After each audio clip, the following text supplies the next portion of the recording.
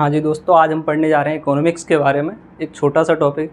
यदि सरकार हमें बहुत सारा पैसा देकर अमीर कर दे तो क्या होगा, महंगाई कैसे बढ़ती है, और ऐसा कभी हुआ है कि सरकार ने किसी को पैसे दे दिए हों बहुत सारे और उनका फिर क्या हुआ होगा।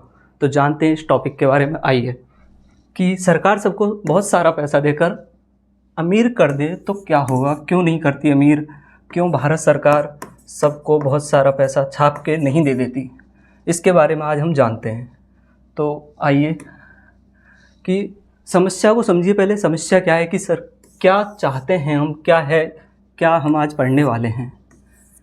बहुत से लोगों के मन में ये सवाल आता है कि अगर सरकार हमको बहुत सारा पैसा देगी तो हम क्या करेंगे, मतलब बहुत सारा पैसा सबको मिल जाएगा तो लोगों के बीच में कौन कौन सी समस्या आएंगी, लोग उनको कैसे सॉल्व करेंगे, और सरकार ऐसा क्यों नहीं करती, अगर करती है तो क्या होगा।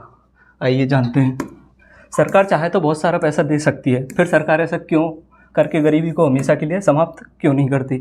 सुनने में ये बात बहुत आसान अच्छी लगती है, लेकिन असल में ऐसा करने पर बहुत बड़ी समस्याएं सामने आ सकती हैं। आइए देखते हैं कौन कौन सी समस्याएं आती हैं। हमारे दिमाग में मुख्य प्रश्न ये 3 आते हैं कि अगर सरकार चाहे तो सभी नागरिकों को बहुत सारा पैसा दे सकती है, क्यों नहीं देती। दूसरा क्वेश्चन ये आता है कि तो फिर गरीबी ख़त्म करने के लिए ऐसा क्यों नहीं किया जाता, और इसका उत्तर हमारे इकोनॉमिक्स में छिपा हुआ है। आज हम वही पढ़ने जा रहे हैं कि इकोनॉमिक्स में इसका आंसर क्या है। क्या होता है अगर महंगाई, इससे होता क्या है, बेसिकली हमारी महंगाई बढ़ जाती है। ऐसा हमारे जिम्बाब्वे, जर्मनी में बहुत पहले भी 2 बार सरकार ने बहुत सारा पैसा देकर अमीर कर दिया था लोगों को। तो वहाँ पर क्या हुआ था, इसके बारे में भी आज हम पढ़ेंगे। तो आइए दोस्तों,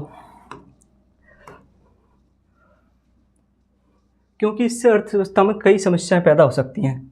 काम करने की प्रेरणा कम हो जाती है। कैसे, कि आज हम ये जानते हैं कि लोगों में काम करने की प्रेरणा कम कैसे हो जाती है। यदि मान लो ये पर्सन है ए, हम इसको बहुत सारा पैसा दे देते हैं, इसके पास बहुत सारा पैसा आ गया। मान लो ये पहले करता था किसान,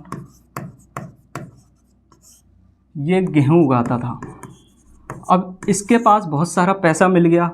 या मान लो ये बाज़ार में कोई सब्ज़ी बेचता था, या होटल में खाना बनाता था, या फिर बहुत सारे कोई भी काम करता होगा पहले। तो काम करने की प्रेरणा कम कैसे हो जाती है उसमें। अगर उसके पास बहुत सारा पैसा आएगा तो काम करने से जो पैसा आने वाला है वो बोलेगा कि मुझे तो वैसे ही पैसा मिल रहा है, मैं काम क्यों करूं। तो ये काम करने की प्रेरणा बहुत कम हो जाती है। वो गेहूँ नहीं उगाएगा, वो बाज़ार में सब्ज़ी नहीं बेचेगा, वो होटल में काम नहीं करेगा, वो होटल नहीं खोलेगा। लोगों को खाना मिलना मुश्किल हो जाएगा कि लोगों को खाना कैसे मिलेगा। उत्पादन कम हो जाएगा, कोई भी पर्सन गेहूँ नहीं बोएगा।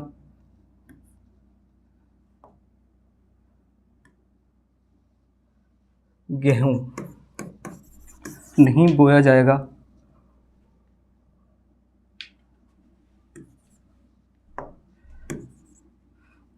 हाँ, तो कोई भी गेहूँ बोएगा, वो गेहूँ नहीं बोएगा, उत्पादन कम हो जाएगा। लोग उतने ही रहेंगे जितने थे, लेकिन उत्पादन करने वाले लोगों की समस्याएं कम हो जाएगी। उत्पादन नहीं होगा, गेहूँ, बाजरा या फिर होटल में कोई भी प्रोडक्ट मिलना, बाज़ार में कोई भी कंपनी बंद हो जाएगी, क्योंकि उन सबको पैसा मिल रहा है बाज़ार से, सरकार देगी, तो वो कम उत्पादन क्यों करेंगे। ये इसका मेन रीज़न। दूसरी समस्या है, तीसरा, इससे महंगाई बढ़ जाएगी। वो कैसे बढ़ेगी महंगाई, हम इसको आगे पढ़ने वाले हैं। और फ्यूचर में अगर ऐसा किया गया था तो किस किस देश में क्या हुआ था, वो जर्मनी और जिम्बाब्वे 2 ऐसे देश हैं जहाँ पर ऐसा पैसा देकर लोगों को अमीर कर दिया गया था। तो वहाँ पर क्या हुआ था, हम इसके बारे में आज पढ़ेंगे।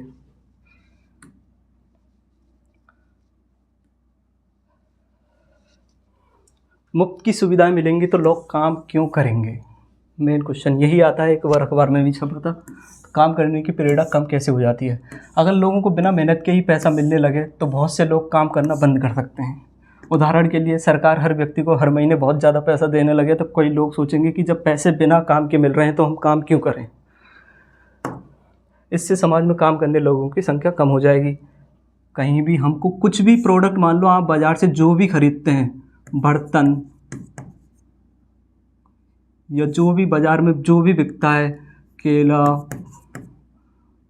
जो भी फ्रूट्स हुए, सब्जियां हुई, या फिर हम कोई बाज़ार में एक निर्जीव वस्तुएं हुई, वो सब भी बंद हो जाएंगी। लोग काम करने के लिए आलसी हो जाएंगे। तो ये सारी समस्याएं सामने आती हैं।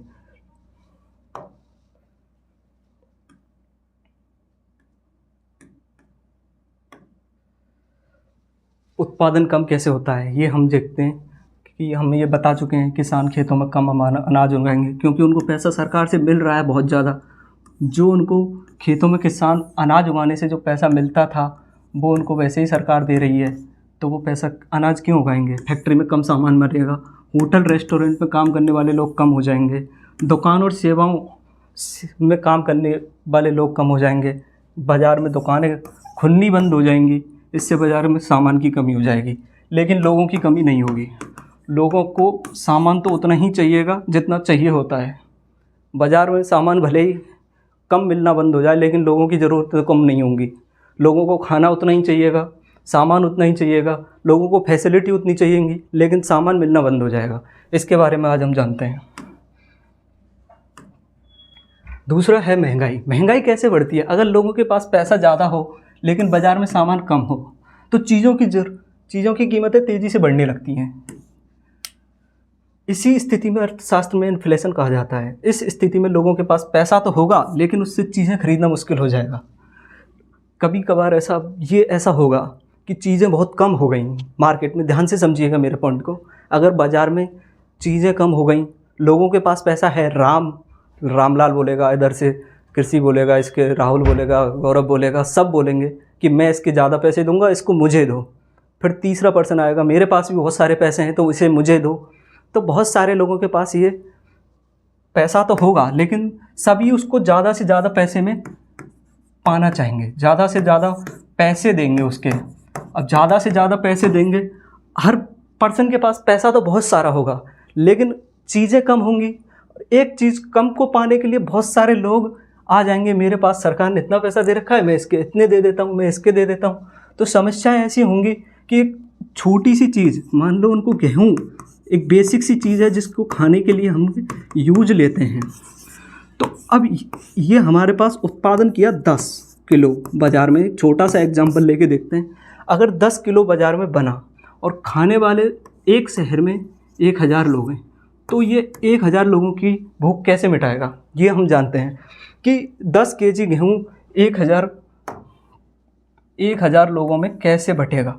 तो ये 1000 रुपये, 1000 जो लोग हैं वो 10 किलो को ख़रीदने के लिए बोलियां लगाने लग जाएंगे। इनके पास पैसे की कमी नहीं होगी क्योंकि सरकार ने इनको अमीर कर रखा है। अब ये इसकी बोली ऐसे लगाएंगे कि मैं इसके 1000 रुपये किलो देता हूँ, 2000 रुपये किलो देता हूँ, 1 लाख रुपये किलो देता हूँ।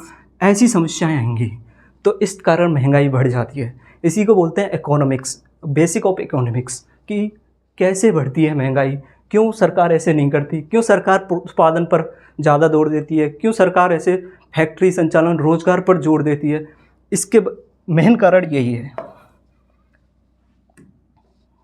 हम इसके बारे में पढ़ चुके थे कि सरकार बहुत सारा पैसा देती है तो महंगाई बढ़ जाती है, लोगों के पास उत्पादन कम हो जाता है तो महंगाई बढ़ जाती है, या लोगों के पास पैसा ज़्यादा हो जाता है, वो बोली लगाना स्टार्ट कर देते हैं तो महंगाई बढ़ना स्वाभाविक है। उत्पादन कम होता है, खाने वाले ज़्यादा, पहनने वाले ज़्यादा, यूज करने वाले लोग ज़्यादा हो जाते हैं तो महंगाई बढ़ जाती है। दूसरा है सामान कम मांग ज़्यादा। इसका भी हम एग्जांपल दे चुके थे। 10 केजी माल हमारे पास आया है, खाने वाले 1000 हो गए, तो हम कैसे ना कहें कि महंगाई बढ़ेगी, क्योंकि लोग इस पे बोलियां लगाएंगे और बोलियां एक महंगाई का सबसे बड़ा रीज़न है। लोग कम काम करते हैं, ये भी हम पढ़ चुके हैं। तो अर्थशास्त्र कैसे चलती है, इसके बारे में हम बेसिकली आज पढ़ने जा रहे हैं कि अर्थशास्त्र कैसे काम करती है। इसके बारे में थोड़ा सा रीज़न हम पहले भी पढ़ चुके हैं कि लोग काम कम करते हैं, उत्पादन कम करते हैं, व्यापार पर आधारित होता है। अगर भारत सरकार में उत्पादन अधिक होगा, काम करने के लिए लोगों के बीच में एक प्रेशर होगा कि हम काम करेंगे, हम कमाएंगे, हम खाएंगे, तो महंगाई को डाउन किया जा सकता है। क्योंकि सब लोगों के पास अपना जुनून का पैसा होगा, वो उसको वेस्ट नहीं बहाना चाहेंगे, वो उसको कम से कम बाज़ार में खर्च करेंगे। बाज़ार में कम खर्च करेंगे तो महंगाई पर ऑटोमेटिक रोक लगेगी। हर लोग बार्गेनिंग करके माल खरीदेगा। समझ रहे हो ना दोस्तों?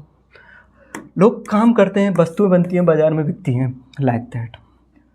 काम करते हैं, वस्तु बनती है, बाज़ार में बिकती है, इससे अर्थव्यवस्था चलती है। इसी प्रक्रिया से पैसा और विकास दोनों पैदा होते हैं। संभावित परिणाम अगर सरकार सबको पैसा देती है, ये 4 परिणाम जो हो सकते हैं जब पैसा सरकार देती है। कौन कौन से परिणाम हैं? लोगों को बिना मेहनत के पैसा मिलने लगेगा, एक परिणाम, जिससे लोगों में आलस आ जाएगा। लोग काम करने की प्रेरणा कम कर देंगे, उत्पादन घट जाएगा, बाज़ार में सामान की कमी हो सकती है। ये ठीक है, ये हम पढ़ चुके। अभी हम पढ़ने वाले हैं इतिहास से कि कब क्या हुआ था। अगर हम फ्यूचर में हम देखा जाए कि लोगों ने, जब भारत सरकार के अलावा किसी और देश ने अपने प्रजा में, अपनी सरकार में, अपनी जनता में पैसों का बंटवारा कर दिया था, तो वहाँ पर क्या स्थिति हुई थी। वहाँ की सरकार ने बिना सोचे लोगों में पैसा बांट दिया, फिर उनकी स्थिति कैसी हो गई थी वो आज हम जानते हैं। ये जिम्बाब्वे 2008 की खबर है। जब जिम्बाब्वे में सरकार ने बहुत सारा पैसा छापना शुरू कर दिया, परिणाम ये हुआ था कि भयंकर महंगाई हो गई थी। लोगों के पास पैसा बहुत था, लेकिन वहाँ पर उत्पादन नहीं हो रहा था, चीज़ें नहीं बन रही थी, ना कोई पर्सन वहाँ पर बुवाई कर रहा था, ना खेती कर रहा था, कुछ भी नहीं कर रहा था। वहाँ पर सब लोग बैठ के खाने की आदत हो गई थी। स्थिति इतनी ख़राब हो गई थी कि ब्रेड खरीदने के लिए लाखों करोड़ों डॉलर देने पड़ते थे। एक ब्रेड का पैकेट खरीदो तो उनको पैसों के बैग ले जाने पड़ते थे।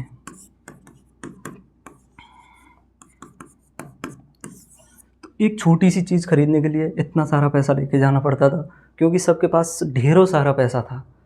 सरकार उनको पैसा देती गई कंट्रोल करने के लिए, क्योंकि अचानक अगर अब सरकार पैसा देना बंद भी नहीं कर सकती थी, क्योंकि लोगों को चीज़ों की ज़रूरत थी और चीज़ें तभी मिलेंगी जब उनके पास पैसा होगा।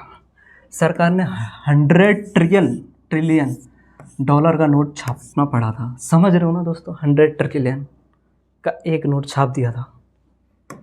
लोगों के पास पैसे तो बहुत थे, लेकिन उनसे सामान खरीदना लगभग असंभव हो गया था। इससे देश की अर्थव्यवस्था टूट चुकी थी, बिल्कुल नील। और ऐसा ही हुआ था लोगों जर्मनी जब युद्ध हार गया था, तो उसने इस पर भारी जुर्माना लगाया था सरकार ने। बहुत सारे देशों ने, दूसरे देशों ने उस पर जुर्माना लगा दिया था।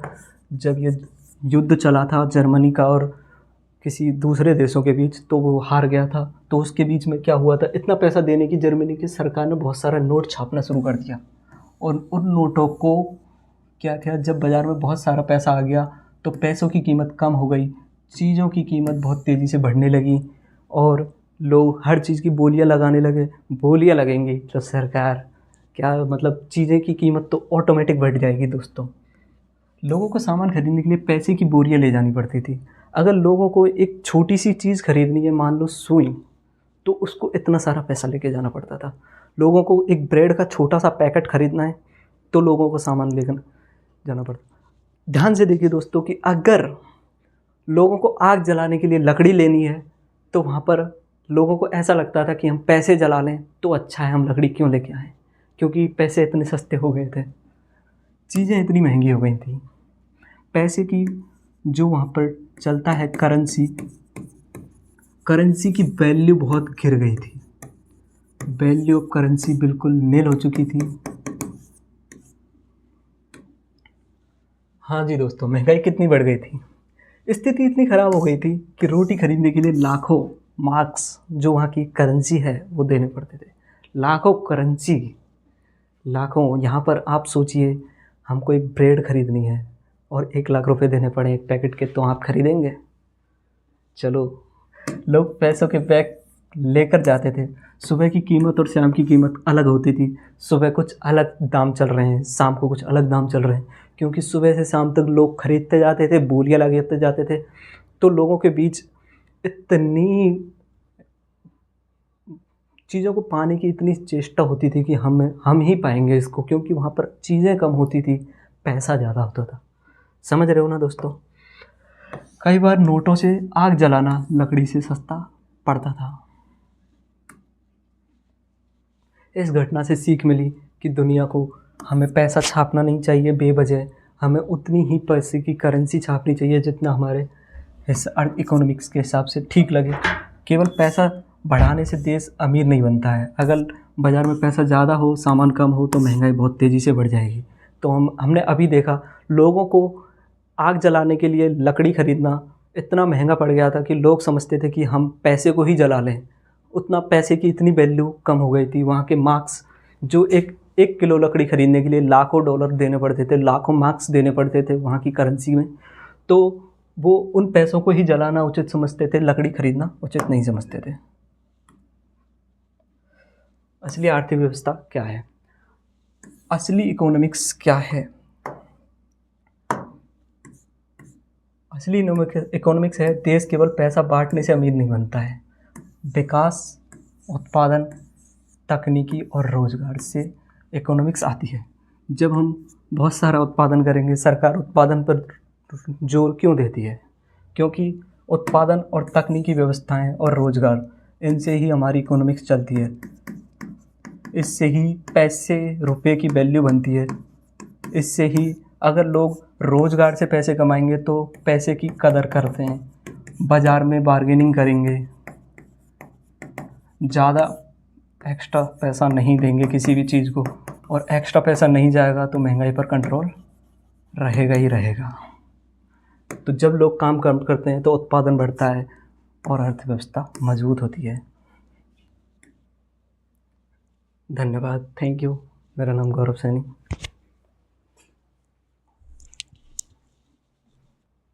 हाँ तो दोस्तों, कैसी लगी हमारी वीडियो? अच्छी लगी हुई तो लाइक बटन प्रेस कीजिएगा और सब्सक्राइब द चैनल।